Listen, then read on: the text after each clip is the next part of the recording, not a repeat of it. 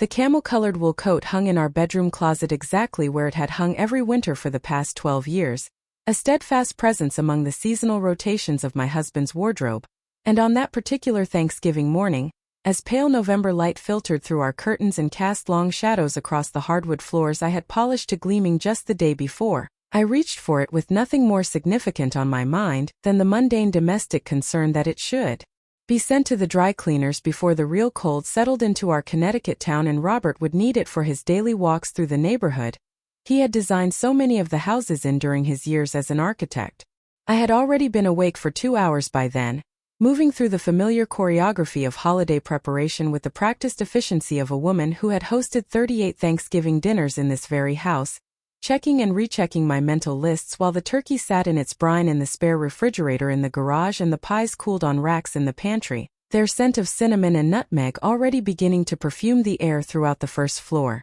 And I suppose I was feeling rather pleased with myself, rather competent and in control, the way one does when orchestrating something complex and important, when ensuring that everything will be perfect for the people you love most in this world. The coat felt heavier than I remembered as I lifted it from the wooden hanger, substantial and real in a way that seemed almost meaningful, though of course I dismissed such thoughts immediately because I had never been the type of woman to read portents into ordinary objects, had spent my entire career as a high school English teacher urging my students to find meaning in the scarlet letter and beloved rather than in their daily superstitions, and yet something made me pause there in the closet doorway, something made me run my hand along the wool fabric with more attention than the task required, feeling the quality of the weave, the weight of the material, the lingering scent of Robert's cologne caught in the fibers. It was habit more than intention that made me check the pockets, a practice so ingrained from decades of teaching teenagers who would leave everything from gum wrappers to love notes in their jacket pockets before tossing them into the lost and found,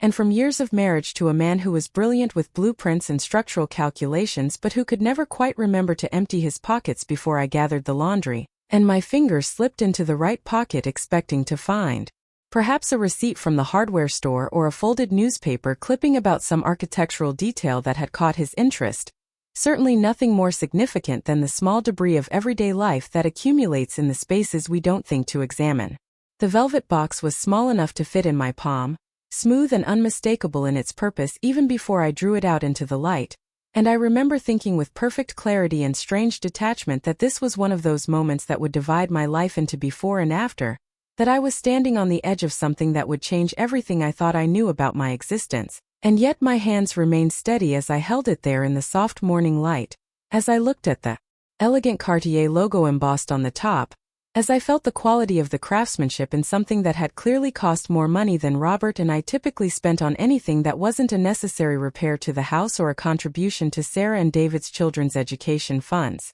My heart was beating so hard I could feel it in my throat, in my fingertips, in the pulse point at my wrists, and I stood there frozen for what might have been 30 seconds or might have been 5 minutes, time having lost its ordinary progression in the way it does when you're confronted with something that doesn't fit into the narrative you've been telling yourself about your life. And I thought about all the small things I had noticed over the past 6 months without allowing myself to notice them, without permitting them to coalesce into a pattern that would require me to ask questions I didn't want to ask.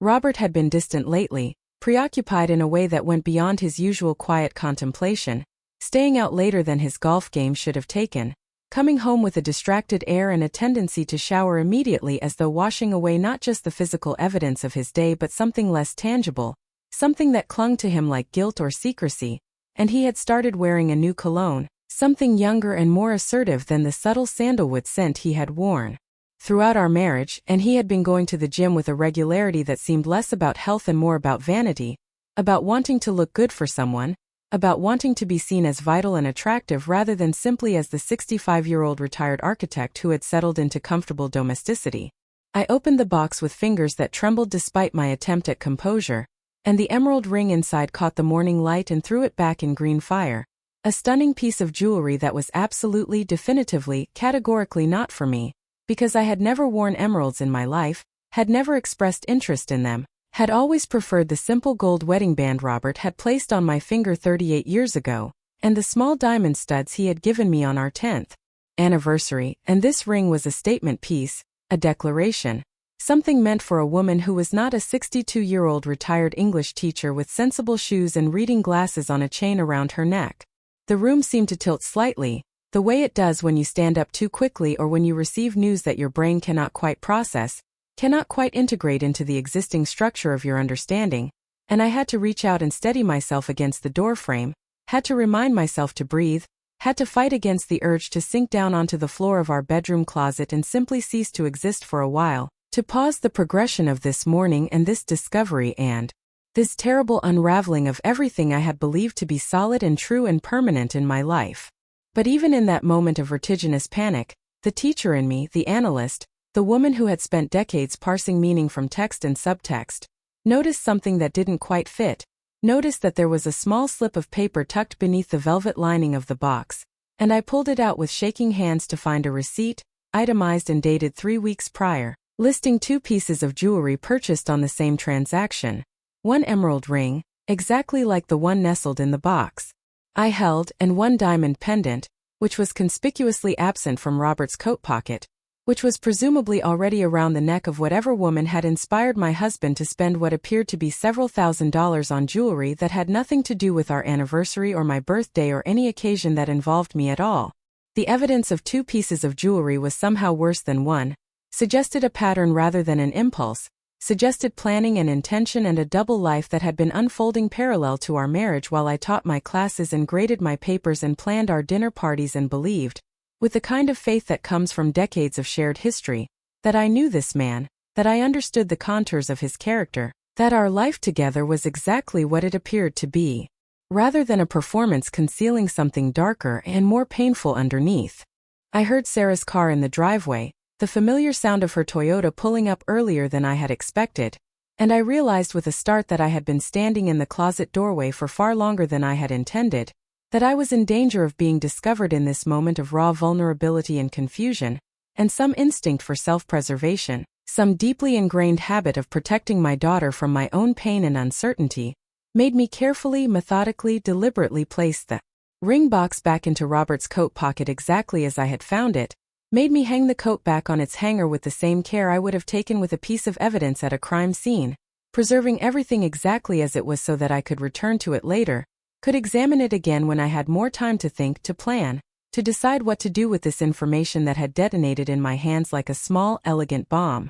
I walked out of the bedroom and down the stairs with my teacher face on, the expression I had perfected over decades of standing in front of classrooms full of teenagers who were constantly testing boundaries and challenging authority, the look that said I was completely in control, completely competent, completely unruffled by anything that might be happening beneath the surface of my carefully maintained composure, and I reached the front door just as Sarah was coming up the walk with the twins, Emma and Jack, bouncing ahead of her with the uncontained energy of 5-year-olds who had been promised pie and time with their grandparents. Sarah looked exhausted in a way that I noticed with the sharp focus that comes from having your senses heightened by shock, looked thinner than she had been even a month ago when we had last seen each other for Emma's ballet recital, looked like someone who was carrying a weight that pressed down on her shoulders and made her movements slower, more careful, as though she were navigating through pain or difficulty or some challenge she hadn't shared with me, and I felt a sudden spike of concern that cut through my own distress, because whatever was happening with Robert, whatever betrayal or secret or painful truth I had uncovered in that coat pocket,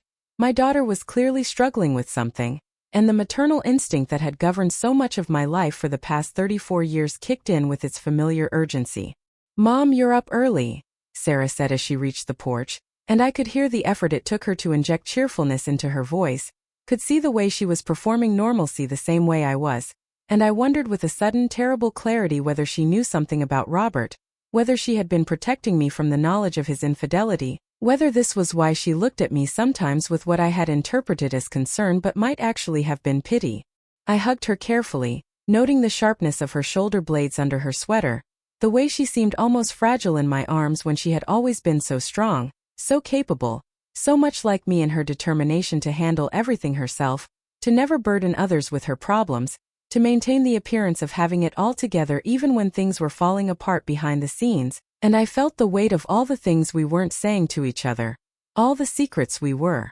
keeping, all the ways we were both performing our roles in the family drama while hiding our true scripts. I wanted to get the turkey in early, I lied smoothly, naturally, with the ease of someone who had just discovered that perhaps everyone in her life was lying about something, that perhaps the entire foundation of honesty and transparency she had believed her family was built on was actually a carefully constructed facade. And I felt a kind of bitter satisfaction in how easily the deception came to me, how I could smile and talk about basting schedules and side dishes while my mind was racing through scenarios and possibilities and terrible imaginings about what my husband was doing and with whom and for how long. The twins rushed past us into the house, already calling for their grandfather, and I heard Robert's voice from the kitchen responding to them with genuine warmth and affection, heard him offering them cinnamon rolls and orange juice, heard him being exactly the man I had always known him to be, devoted and kind and present, and I felt a wave of cognitive dissonance so strong it was almost nauseating, because how could this man, this grandfather who was even now lifting Jack onto the counter so he could help pour juice into glasses, how could he simultaneously be the man who had purchased expensive jewelry for another woman, who was presumably conducting some kind of affair that had been significant enough to warrant emerald rings and diamond pendants? I followed Sarah into the kitchen, my hostess' smile firmly in place, my mind already cataloging everything I saw with new eyes, searching for clues and confirmations and any small detail that might help me understand what was happening in the life I had thought I knew so well. And I realized with a cold, clear certainty that I would not confront Robert today, would not demand explanations or confessions or truth, because I needed time to observe, to gather evidence, to understand the full scope of whatever was unfolding before I decided how to respond, and because destroying Thanksgiving dinner with accusations and tears and the messy unraveling of our marriage was not something I was willing to do in front of my daughter and grandchildren, not when I had been raised to value dignity and composure and the careful management of private pain in public spaces.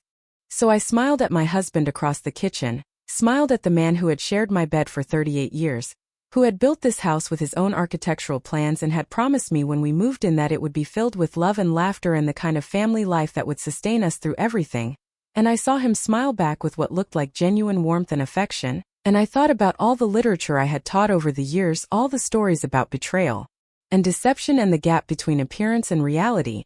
and I wondered if I had been so busy teaching my students to recognize irony and dramatic tension in fiction that I had completely missed it unfolding in my own life. "Happy Thanksgiving, Margaret," Robert said, coming over to kiss my cheek in the casual, comfortable way of long marriage, and I let him, even leaned into it slightly, maintaining the performance, playing my part, and when he pulled back and looked at me with what seemed like concern, asking if I was feeling all right because I looked a little pale, I assured him I was fine, absolutely fine, just a little tired from all the preparation, and I watched his face carefully for any sign of guilt or anxiety or awareness that I might know something, but he simply nodded and squeezed my shoulder and turned back to the twins, and I stood there in my kitchen surrounded by my family, knowing that in just a few hours, more people would arrive and I would have to maintain this facade through an entire Thanksgiving dinner, would have to smile and serve and make conversation while sitting across from a man whose coat pocket contained evidence of a betrayal I was still trying to comprehend, and the weight of that knowledge, the burden of that secret, settled onto my shoulders like a physical thing, heavy and cold and utterly transforming, and I knew with absolute certainty that nothing would ever be quite the same again, that this Thanksgiving would mark a dividing line in my life, that whatever happened next, whatever truths were eventually revealed, I had already crossed over into a different country, a different understanding of my marriage and my life, and there was no going back to the innocent certainty I had felt just 2 hours ago when the biggest concern on my mind had been whether the turkey would be properly brined. The dinner had been an exercise in performance art, a masterclass in maintaining composure while your internal world crumbles and reconstructs itself moment by moment. And as I cleared the last of the dessert plates from the dining room table while Sarah took the twins upstairs to wash their hands and faces, sticky with pumpkin pie and whipped cream, I felt the weight of the entire day pressing down on me like accumulated snow on a roof that might at any moment simply give way under the pressure of everything it was being asked to hold. I had watched Robert throughout the meal with the intensity of a detective studying a suspect, had catalogued every glance he cast toward the grandfather clock in the corner, every nervous adjustment of his collar, every moment when his attention seemed to drift away from the conversation at the table to some private worry or anticipation, and I had watched Sarah push food around her plate with a listlessness that spoke of either profound sadness or physical illness, had seen the way David touched her hand with such tenderness that it seemed almost apologetic, and I had constructed and deconstructed a dozen different theories about what was happening in my family, each more painful than the last. Linda had noticed my distraction, had caught my eye several times across the table with a questioning look that I had deflected with small smiles and slight shakes of my head, and I felt guilty for shutting out my sister, my oldest confidant, the woman who had held my hand through our mother's death and my father's decline and every significant crisis of my adult life. But I could not bring myself to speak the words aloud, could not give voice to the suspicion that my husband was having an affair, because saying it would make it real in a way that keeping it locked inside my own mind did not, would require me to acknowledge that the foundation of my life might be built on sand rather than bedrock. Robert had stood during dinner to make a toast that had nearly stopped my heart, had risen from his chair with an air of solemnity that suggested confession or announcement, and I had gripped my wine glass so tightly I thought the stem might snap in my fingers, had prepared myself to hear him tell our assembled family that he was leaving me, that there was someone else, that our marriage was ending on this day of thanksgiving and gratitude, but instead he had delivered a rambling, emotional speech about the preciousness of family, about how we never know how much time we have with the people we love, about changes that were coming that would test us all, and then he had sat down without actually revealing anything concrete, leaving me more confused and anxious than before. The twins had fallen asleep on the living room couch, their small bodies curled against each other in the unself-conscious way of children who still trusted completely in the safety and permanence of their world, and I envied them that innocence, that certainty that the adults around them would maintain the structures of love and stability that allowed them to sleep so peacefully, and I wondered what it would do to them if their grandfather and I divorced, if their family fractured in the way that so many families do, if they had to navigate the complicated geography of split holidays and divided loyalties. I was standing at the kitchen sink, my hands submerged in hot soapy water even though we had a perfectly good dishwasher, because I needed the meditative quality of the task, needed something to do with my hands while my mind raced through possibilities and scenarios, when I heard voices coming from Robert's study, low and urgent, and every instinct I had developed over 6 decades of life told me to stay where I was, to respect their privacy, to not eavesdrop on conversations that were clearly meant to be private, but I found myself moving toward that door anyway, drawn by a need to know that overrode all my usual scruples about propriety and respect for boundaries. The door was ajar, just slightly, enough that I could hear fragments of what was being said without being able to see who was speaking, and I pressed myself against the wall in the hallway like a character in one of the mystery novels I had sometimes assigned to my advanced placement students, feeling ridiculous and desperate and justified all at once, and I caught pieces of conversation that seemed to confirm my worst fears. "Can't wait any longer." Robert's voice, tight with stress and determination, "and has to be tonight." From David, equally tense, "and she deserves to know." From Sarah, her voice breaking slightly as though she were on the verge of tears. The floor seemed to tilt beneath my feet, the hallway walls pressing in as though the house itself were trying to squeeze the breath from my lungs, and I thought about all the ways I had imagined this moment, all the scenarios I had constructed throughout the day, but somehow the reality of it, the confirmation that something significant was indeed being kept from me, that my husband and daughter and son-in-law were conspiring together about something that involved me, was worse than anything I had imagined, because it meant that the isolation I felt was not paranoia but reality, that I truly was on the outside of something that concerned me deeply. Sarah emerged from the study first, and I barely had time to step back from the doorway, to arrange my face into something that might pass for normal, before she was standing in front of me, her expression a complicated mixture of determination and dread, and she said, "Mom, can you come to the living room? We need to talk to you." And her voice carried the weight of every difficult conversation we had ever had, every moment when she had needed to tell me something she knew would hurt me, from the time she had wrecked my car as a teenager to the time she had called off her first engagement to the boy I had adored. I followed her into the living room with legs that felt disconnected from my body, with a heart that was beating so hard and so fast that I wondered if this was what a heart attack felt like, if I would simply collapse right here on the oriental rug that Robert and I had bought on our 20th anniversary trip to Turkey. And I sat down in the wingback chair that had been my designated seat for as long as we had owned this furniture, and I folded my hands in my lap the way I had trained myself to do when I needed to project calm and control, and I looked at the 3 of them standing before me, my husband, my daughter, my son-in-law, and I tried to prepare myself for the confession I was certain was coming. Robert reached into his pocket, and I watched his hand emerge with the velvet box I had held in my own hands just that morning, and I felt a strange sense of vindication mixed with devastation, felt the satisfaction of having been right about the evidence I had found coupled with the agony of having that evidence now be presented to me in front of witnesses, in a moment that would be seared into my memory forever, and I lifted my chin and straightened my spine and prepared to face whatever was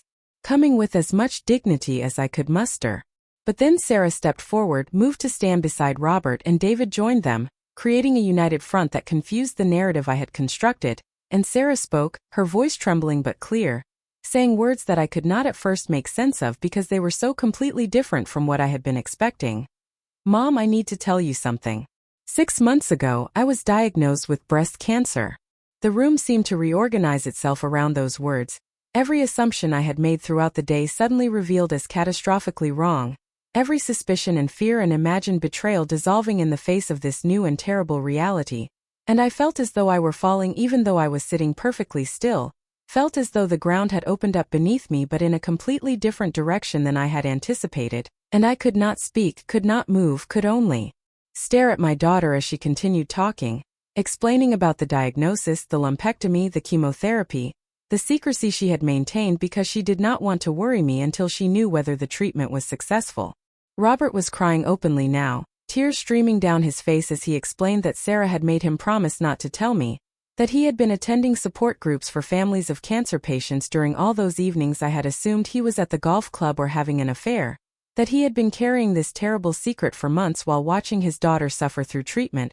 while wanting desperately to share the burden with me but honoring Sarah's wishes to protect me from the uncertainty and fear, and I understood suddenly all the distance I had perceived in him, all the distraction and preoccupation, understood that he had been grieving and terrified and trying to be strong for our daughter while feeling that strength crumble inside him every day. David spoke then, his voice rough with emotion, explaining how he had been driving Sarah to treatments, how they had told the twins that Mommy had the flu, how he had been managing everything at home while trying to maintain normalcy for the children, and I saw the exhaustion in his face, the toll that keeping this secret had taken on him, and I felt ashamed of every suspicious thought I had harbored about him throughout the day, every moment I had questioned his character or his commitment to my daughter. And then Sarah said the words that made everything else bearable, said that she had received her latest test results just last week and they showed no evidence of disease, that she was cancer-free, that her prognosis was excellent, that she had waited to tell me until she could tell me with hope rather than fear,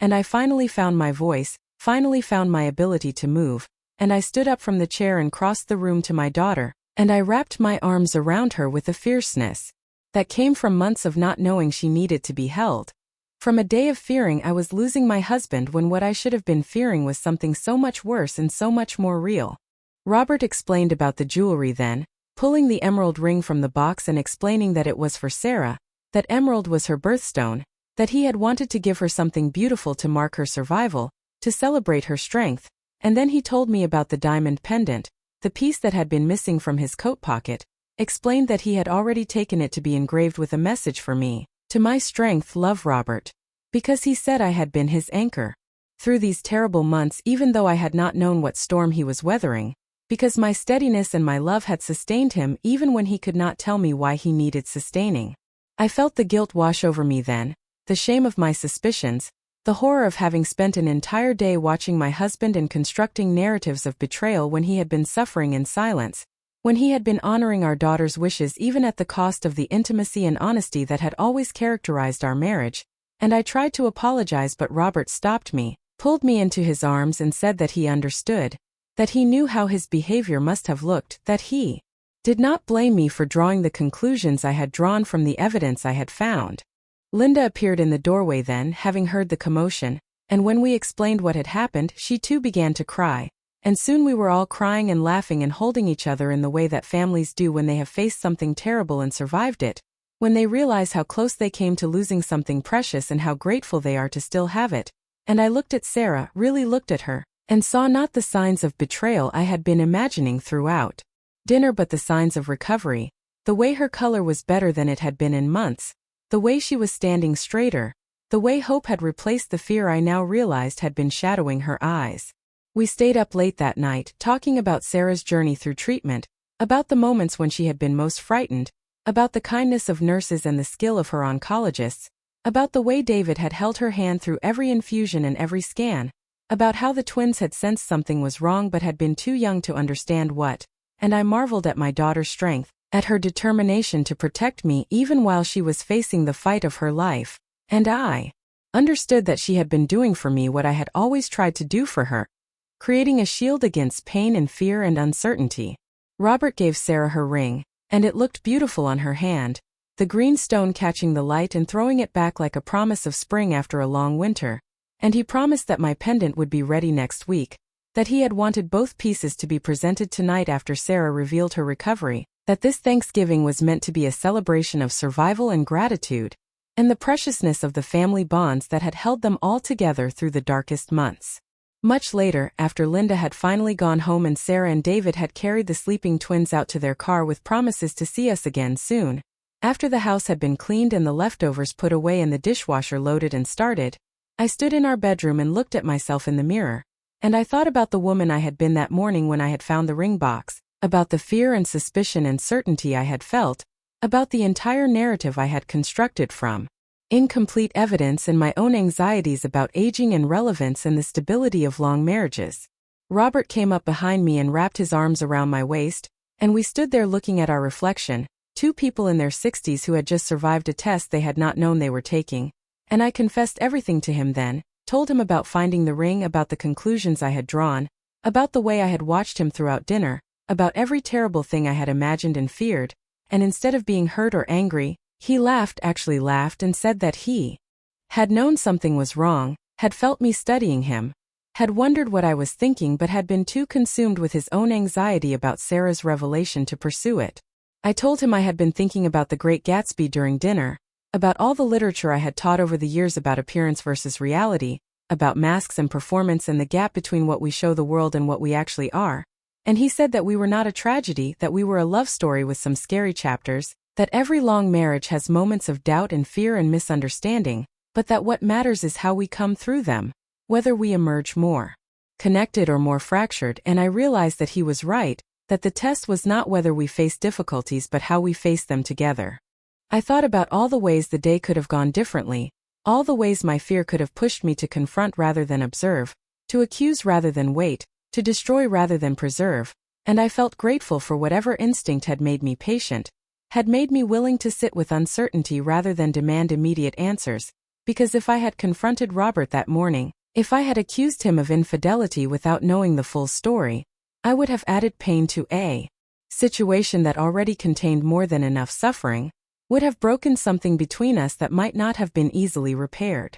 Sarah called the next morning to thank me for the dinner and to apologize again for keeping her illness secret, and I told her what I had not been able to articulate the night before, that I understood why she had protected me, that motherhood is not just something that flows from parent to child but something that circles back, that children protect their parents just as fiercely as parents protect their children, that her decision to shield me from her fear had been an act of love even if it had also been an act that caused pain, and I heard her crying softly on the other end of the line, and I cried too, and we stayed on the phone together in that comfortable silence that comes from decades of knowing each other, from being bound together in the way that mothers and daughters are, in ways that transcend words and explanations. The diamond pendant arrived the following week, and when Robert clasped it around my neck, I looked at the engraving and thought about strength, about what it means and where it comes from, and I realized that I had been strong in all the wrong ways during that Thanksgiving day, strong in my suspicion and my surveillance and my determination to face betrayal with dignity,